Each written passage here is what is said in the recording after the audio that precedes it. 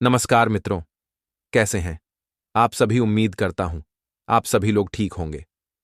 आज मैं आप लोगों ये बताऊंगा कि ऐसी कौन सी स्त्रियों को भूलकर भी तुलसी के पौधे पर जल नहीं चढ़ाना चाहिए, और अगर वह स्त्री गलती से भी तुलसी के पौधे पर जल चढ़ा देती है तो माता लक्ष्मी जी रुष्ट होकर उसके घर को छोड़कर चली जाती हैं।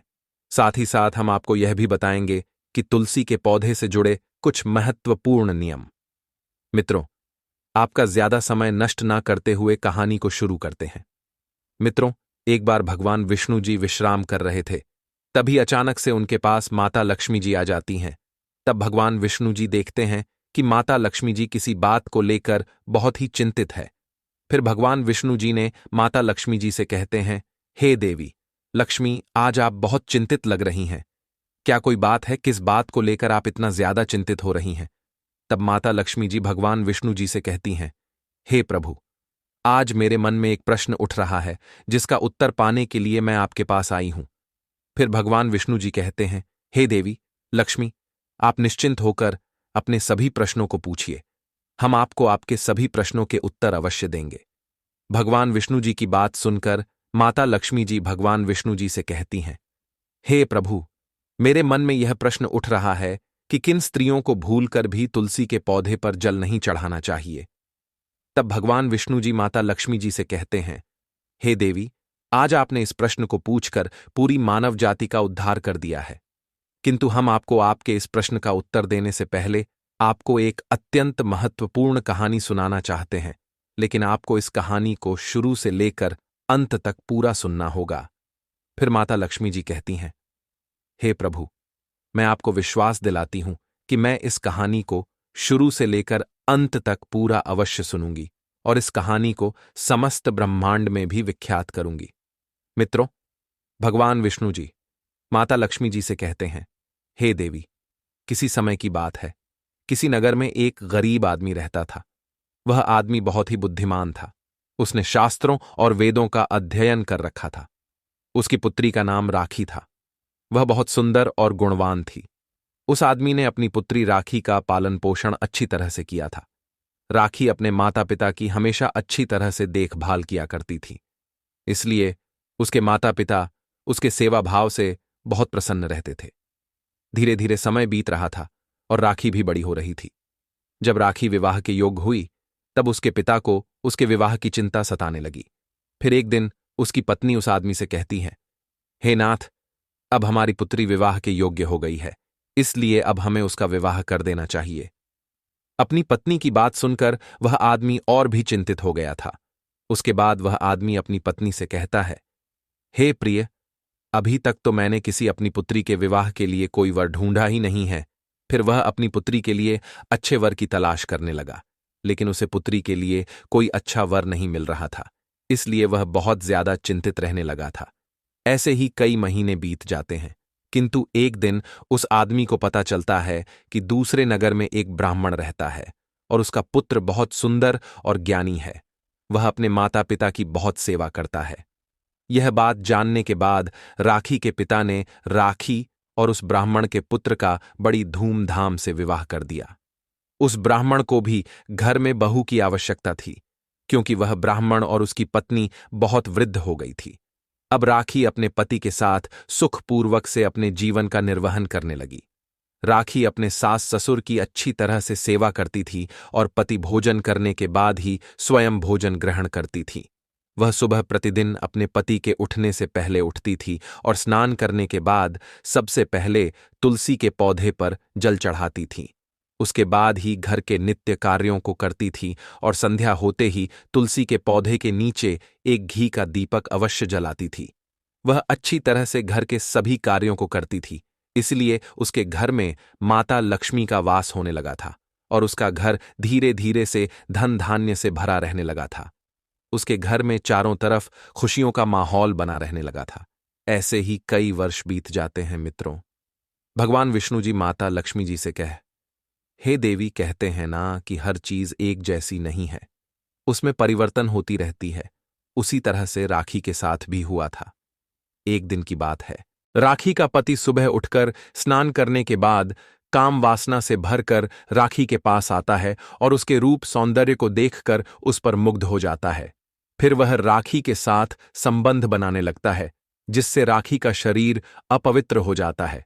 किंतु उस दिन अपने पति के द्वारा संबंध बनाने के कारण राखी का भी मन काम वासना से भर गया, इसलिए उस दिन वह अपने नित्य कार्यों को करना भूल जाती है।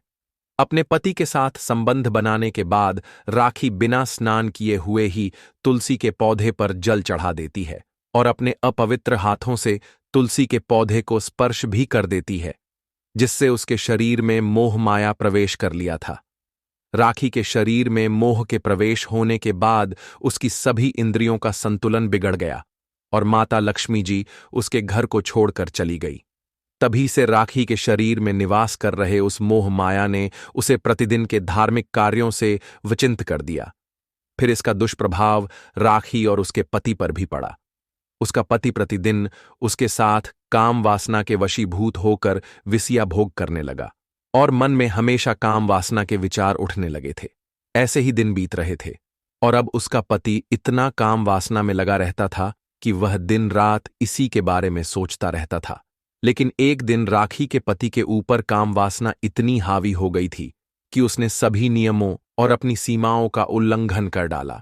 उसके बाद उसके पति ने राखी के साथ मासिक धर्म के दौरान संबंध बनाया, जिससे राखी के शरीर में निवास कर रही ब्रह्म हत्या निकलकर उसके पति के शरीर में प्रवेश कर गई।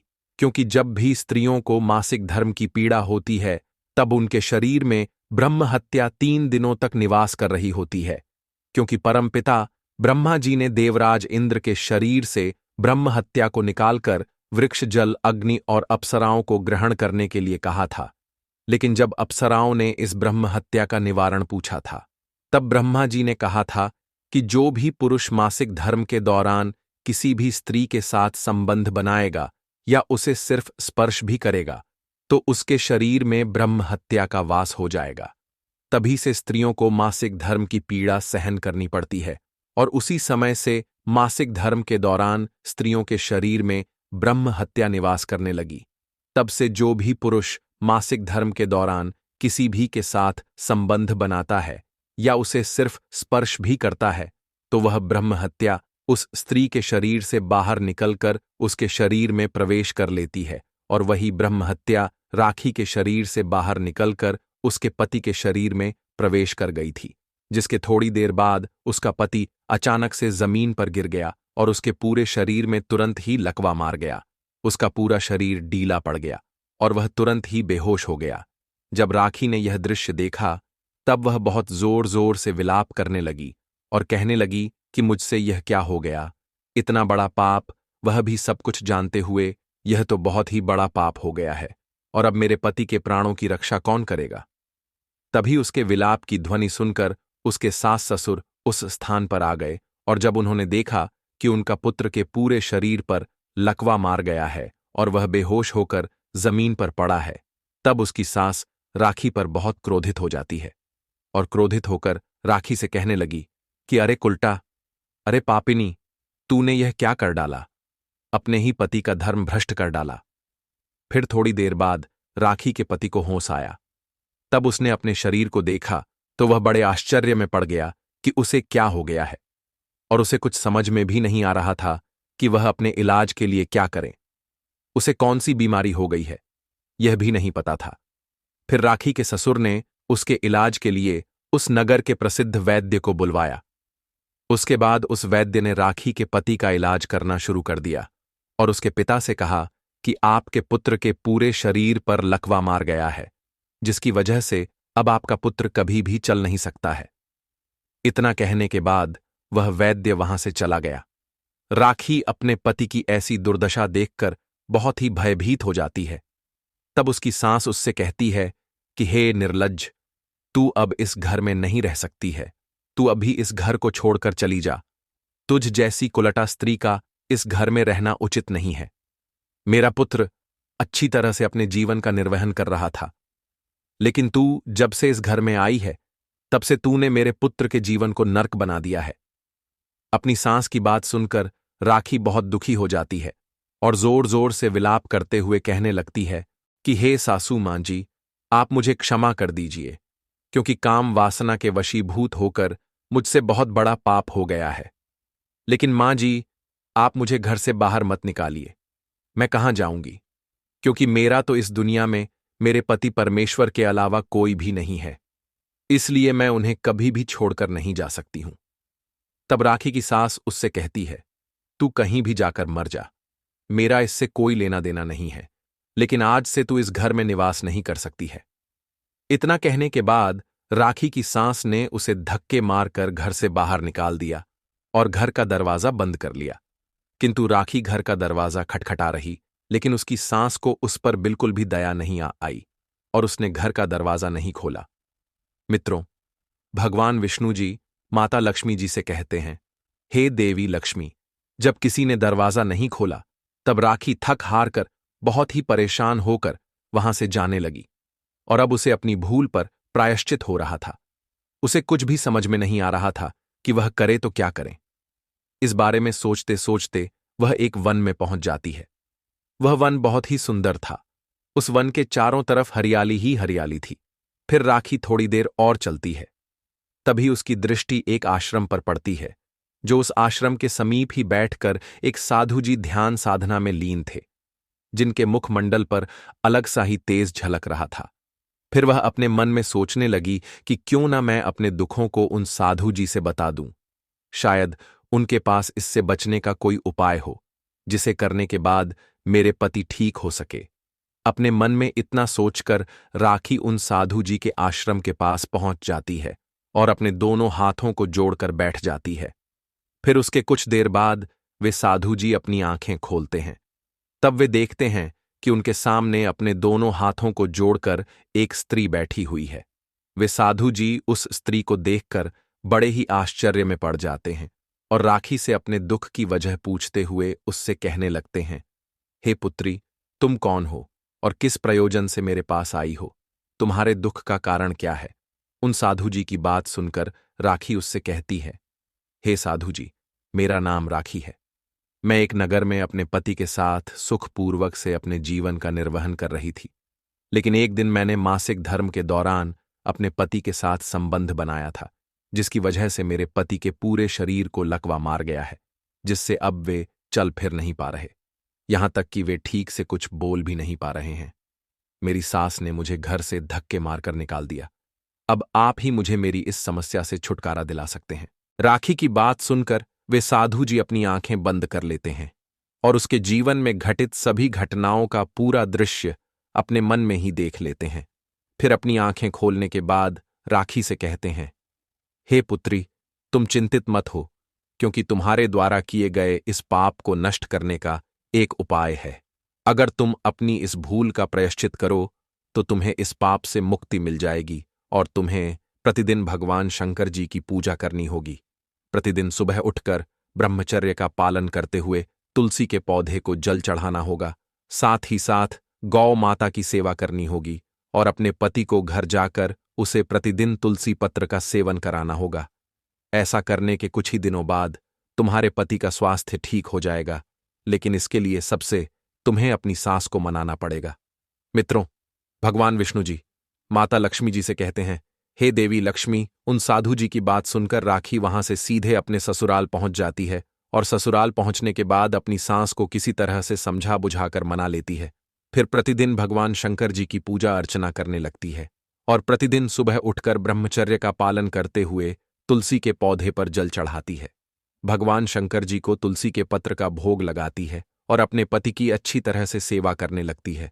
उसके बाद राखी प्रतिदिन अपने पति को तुलसी पत्र का सेवन करा देती थी, जिससे 2 महीने के बाद ही उसके पति का स्वास्थ्य बिल्कुल ठीक हो गया था। फिर राखी अपने पति के साथ उन साधु जी के आश्रम में पहुंच जाती है और उन्हें प्रणाम करते हुए कहती है, हे मुनिवर, आपकी कृपा से मेरे पति बिल्कुल स्वस्थ हो गए हैं, लेकिन मैं यह जानना चाहती हूं कि मेरे अंदर किस दोष के कारण काम वासना का वास हो गया था, जिसके कारण मेरे द्वारा इतना बड़ा घोर पाप हो गया था और मेरे पति के पूरे शरीर को लकवा मार गया था। तब वे साधु जी राखी से कहते हैं, हे पुत्री, तुम गौर से सुनो। तुम्हारे द्वारा अनजाने में ही एक पाप हुआ था, जिसके कारण तुम्हारे शरीर के अंदर मोह माया ने प्रवेश कर लिया था। उसी मोह माया के कारण तुम्हारे और तुम्हारे पति के अंदर काम वासना का प्रवाह बहुत अधिक बढ़ गया था, और मासिक धर्म के दौरान अपने पति के साथ संबंध बनाने के कारण तुम्हारे पति के पूरे शरीर को लकवा मार गया था, और तुमने एक दिन अपने पति के साथ संबंध बनाने के बाद बिना स्नान किए ही तुलसी को जल दिया था। इसलिए तुम्हारे घर से माता लक्ष्मी रुष्ट होकर चली गई थी। पति पत्नी जब संबंध बनाते हैं तब उनका शरीर बिल्कुल अपवित्र हो जाता है। इस दशा में तुलसी के पौधे को भूलकर भी स्पर्श नहीं करना चाहिए, क्योंकि तुलसी के पौधे में साक्षात माता लक्ष्मी जी का वास होता है, और ऐसा करने पर माता लक्ष्मी रुष्ट भी हो जाती हैं। उन साधु जी की बात सुनकर राखी उससे कहती है, हे मुनिवर, अनजाने में यह मुझसे घोर पाप हो गया था। अब आप ही बताइए कि इस पाप का क्या प्रायश्चित है। तब वे साधु जी राखी से कहते हैं, हे पुत्री, तुमने 1 वर्ष तक इस पाप का प्रायश्चित ब्रह्मचर्य व्रत का पालन करके कर लिया है, इसीलिए अब तुम इस घोर पाप से मुक्त हो। फिर राखी साधु जी से कहती है, हे मुनिवर, कृपया आप मुझे बताने का कष्ट करें कि किस अवस्था में तुलसी के पौधे पर जल नहीं चढ़ाना चाहिए, और तुलसी के पौधे पर जल चढ़ाने का क्या नियम है। तब वे साधु जी राखी से कहते हैं, हे पुत्री, अब मैं तुम्हें तुलसी को जल देने के नियम बताता हूं, तुम इसे ध्यान से सुनना। हे पुत्री, तुलसी एक अत्यंत पवित्र पौधा होता है। यह भगवान विष्णु जी को सबसे अधिक प्रिय है, इसीलिए इस पौधे की सात्विकता बनी रहनी चाहिए। इस पौधे को भूलकर भी अपवित्र अवस्था में स्पर्श नहीं करना चाहिए। ऐसा करने से माता लक्ष्मी जी रुष्ट होकर चली जाती हैं, और जो भी स्त्री मासिक धर्म से हो, उस स्त्री को तुलसी के पौधे को गलती से भी स्पर्श नहीं करना चाहिए, क्योंकि मासिक धर्म के दौरान स्त्री के शरीर में ब्रह्म हत्या निवास कर रही होती है। ऐसे में किसी भी स्त्री को तुलसी के पौधे पर जल नहीं चढ़ाना चाहिए। किसी भी स्त्री और पुरुष को संबंध बनाने के तुरंत बाद तुलसी के पौधे को स्पर्श नहीं करना चाहिए, और न ही तुलसी के पौधे पर जल चढ़ाना चाहिए, क्योंकि संबंध बनाने के बाद स्त्री और पुरुष का शरीर अपवित्र हो जाता है। ऐसी अवस्था में तुलसी के पौधे को स्पर्श करने पर पाप लगता है, और ऐसे स्थान को माता लक्ष्मी भी छोड़कर चली जाती है। मित्रों, भगवान विष्णु जी माता लक्ष्मी जी से कहते हैं, हे देवी, अब हम आपको बता देते हैं कि किन स्त्रियों को भूलकर भी तुलसी के पौधे पर जल नहीं चढ़ाना चाहिए। पहली स्त्री, जो स्त्री विवाह के पश्चात अपने पति को छोड़कर पराये के साथ रह रही हो, उस स्त्री को भूलकर भी तुलसी के पौधे पर जल नहीं चढ़ाना चाहिए। दूसरी स्त्री, जो स्त्री अपने पति को छोड़कर कहीं चली गई हो, ऐसी स्त्री को तुलसी के पौधे पर जल नहीं चढ़ाना चाहिए। और तीसरी स्त्री, जिस स्त्री को मासिक धर्म शुरू हो, ऐसी स्त्री को गलती से भी तुलसी के पौधे पर जल नहीं चढ़ाना चाहिए। इन 3 स्त्रियों को भूलकर भी तुलसी के पौधे पर जल नहीं चढ़ाना चाहिए, क्योंकि तुलसी के पौधे की पूजा करने और जल चढ़ाने का पूरा अधिकार पतिव्रता स्त्रियों को ही है। मित्रों, भगवान विष्णु जी माता लक्ष्मी जी से कहते हैं, हे देवी लक्ष्मी, अब तो आपको आपके सभी प्रश्नों के उत्तर मिल ही गए होंगे। तब माता लक्ष्मी जी भगवान विष्णु जी से कहती हैं, हे प्रभु, आज आपने मुझे बहुत ही महत्वपूर्ण ज्ञान दिया है, और मेरे सभी प्रश्नों के उत्तर भी मिल गए हैं। इसीलिए मैं आपको विश्वास दिलाती हूं कि मैं इस ज्ञान को समस्त ब्रह्मांड में विख्यात करूंगी। मित्रों, अब हम आपको तुलसी के पौधे से जुड़े कुछ महत्वपूर्ण नियम भी बता देते हैं। शास्त्रों में बताया गया है कि सोमवार, बुधवार और रविवार के दिन तुलसी के पौधे को लगाना बहुत अत्यंत शुभ होता है, लेकिन सूर्य ग्रहण और चंद्र ग्रहण में तुलसी के पौधे को भूलकर भी नहीं लगाना चाहिए। और तुलसी के पौधे को मिट्टी के गमले में लगाना बहुत ही शुभकारी माना जाता है, लेकिन घर के मुख्य द्वार के सामने एक गमले में तुलसी का पौधा लगाना चाहिए, और आप तुलसी के पौधे के गमले को जमीन पर अथवा किसी ऊंची जगह पर रख सकते हैं, किंतु आपको इसे कभी लटका कर नहीं रखना चाहिए। और तुलसी के पौधे में सदैव अच्छी मिट्टी का ही प्रयोग करना चाहिए। नालियों, शमशान की मिट्टी भूलकर भी तुलसी के पौधे के गमले में नहीं डालनी चाहिए। तुलसी के पौधे को कभी दुखी मन से ना लगाएं, नहीं तो आपके घर में दुख का आगमन होता रहेगा। और तुलसी के पौधे को कभी भी नीचे जमीन में नहीं लगाना चाहिए। तुलसी के पौधे को हमेशा गमले में ही लगाना चाहिए, क्योंकि तुलसी के पौधे को जमीन में लगाने से तुलसी का पौधा अशुद्ध हो जाता है और तुलसी के पौधे का आकार भी बढ़ने लगता है, जिससे इसकी पूजा पाठ करने में परेशानियों का सामना करना पड़ जाता है और कुछ लोग तो इसकी डालियां तक तोड़ने लगते हैं। इसके साथ साथ ध्यान न देने पशु भी इसे नुकसान पहुंचाने लगते हैं और तुलसी के पौधे को हमेशा उत्तर पूर्व दिशा बहुत ही महत्वपूर्ण मानी जाती है, क्योंकि इस दिशा में तुलसी के पौधे को लगाने से घर में नकारात्मक ऊर्जाओं का वास नहीं होता है, बल्कि घर के वातावरण में सदैव सकारात्मकता का वास होता है और हमेशा शुभ फल प्राप्त होते हैं। और अगर तुलसी के पौधे को घर के आंगन में लगाया जाता है तो यह घर के लिए बहुत ही शुभ होता है। तुलसी के पौधे के नीचे कभी भी अंधकार नहीं रखना चाहिए। संध्या काल के समय तुलसी के पौधे के नीचे एक दीपक अवश्य जला देना चाहिए। इसके साथ ही साथ तुलसी के पौधे पर चुनरी अवश्य बांधना चाहिए, क्योंकि चुनरी के बिना तुलसी का पौधा अधूरा माना जाता है और तुलसी के पौधे में चुनरी बंधा समय आपको इस बात पर ध्यान देना चाहिए कि आप तुलसी के पौधे में जो चुनरी बांध रहे हैं वह लाल रंग ही होनी चाहिए।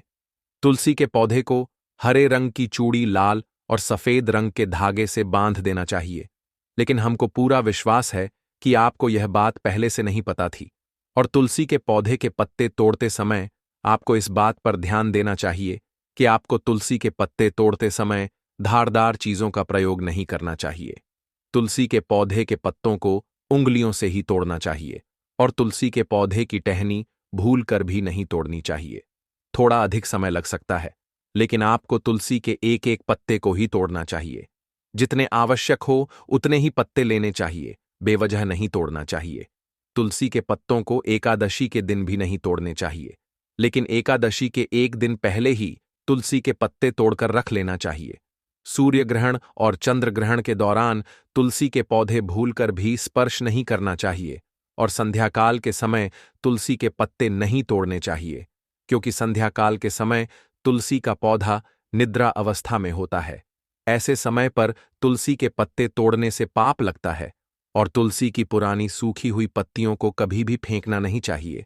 इसे तुलसी की मिट्टी में दबा देना चाहिए, लेकिन कभी नाली में अथवा कचरे में ना फेंकना चाहिए और रविवार के दिन तुलसी के पौधे पर जल भी नहीं चढ़ाना चाहिए। इस दिन तुलसी की पत्तियों को भी नहीं तोड़नी चाहिए। तुलसी के पौधे पर जल चढ़ाने के लिए सदैव शुद्ध जल का ही प्रयोग करना चाहिए, लेकिन तुलसी के पौधे को भूलकर भी गंदा और झूठा जल नहीं चढ़ाना चाहिए और तुलसी के पौधे को गंदगी वाले स्थान जैसे नाली शौचालय वाले स्थानों पर भूलकर भी नहीं लगाना चाहिए। लेकिन कई बार स्त्रियां तुलसी के पौधे को ऐसे स्थान पर लगा देती हैं जो स्थान अपवित्र होता है, जैसे नाली के समीप या जिस स्थान पर बर्तन अथवा कपड़े धोए जाते हैं, उस स्थान पर तुलसी के पौधे को लगा देती हैं। तो इन स्थानों पर भूलकर भी तुलसी के पौधे को नहीं लगाना चाहिए। इससे बर्तनों और कपड़ों का दूषित जल तुलसी के पौधे में गिरता रहता है, जिससे तुलसी का पौधा सूख भी जाता है और ऐसा करना भी बहुत ही अशुभ माना गया है। साथ ही साथ तुलसी के पौधे पर बिना स्नान किए जल भी नहीं चढ़ाना चाहिए। कहा जाता है कि तुलसी के पौधे में हल्दी का जल डालने से माता लक्ष्मी की कृपा बनी रहती है। ऐसा माना जाता है कि तुलसी माता लक्ष्मी का ही रूप होती है। यदि आप तुलसी के पौधे में हल्दी डालते हैं तो आपके लिए कई सकारात्मक लाभ मिल सकते हैं, क्योंकि हल्दी को भगवान विष्णु जी का कारक और तुलसी के पौधे को माता लक्ष्मी जी कारक माना जाता है। मित्रों, अगर आप सभी लोगों को यह कहानी अच्छी लगी हो तो वीडियो को एक लाइक अवश्य करें, और अगर आप सभी लोगों ने अभी तक हमारे चैनल को सब्सक्राइब नहीं किया है तो आप सभी लोग हमारे चैनल को भी सब्सक्राइब करें और सभी वीडियो की नोटिफिकेशन के लिए नोटिफिकेशन बेल को भी दबाएं, जिससे आपको आने वाली सभी वीडियो की नोटिफिकेशन सबसे पहले मिल सके। जय भोलेनाथ। धन्यवाद।